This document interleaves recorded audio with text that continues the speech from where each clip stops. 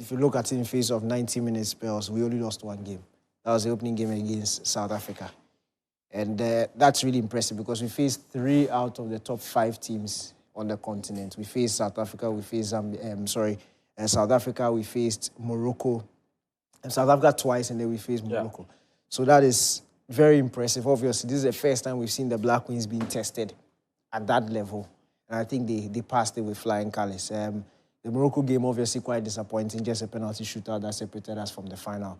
But when you look at it on a whole, I think they need to hold their heads up high. It's been a really impressive performance. From the coaching point of view, yes, it took time for them to get into gear. But it was always going to happen, and we spoke about it even before the start of the competition. Yeah.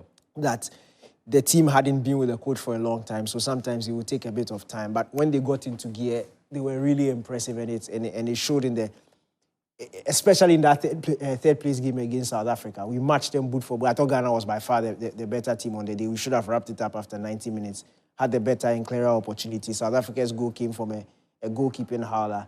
And I was happy that the goalkeeper, Conlan, was able to make amends in the shootout and end up winning the bronze medal for Ghana. So what also excites me is the space between this WAFCON and the next one next year. It's just a year. Yeah. So we can really put our house in order if we are serious about going there and doing much better. It's just about lining up the best and most competitive fixtures on paper for the team, keeping the group together, getting the coach to stay with the team, work with them. And I think next year we'll go a much, much stronger outfit than we did this year. And hopefully we can go all the way. Because to be frank, watching that Morocco-Nigeria game, watching that South Africa-Nigeria game, I really believe that if we got a chance to meet Nigeria, we wouldn't have seen something similar to what they did to Zambia. We would have given them a very good round for their money. So we go again next year. Hopefully that's if we beat Egypt in the last qualifying game. You know, one of the things that also dawned on me throughout the competition, actually not throughout, after the competition, was that Ghana actually won 1 game regulation time. Yeah. Yeah. That's a beautiful thing about Tanzania. Yeah, exactly. Yeah.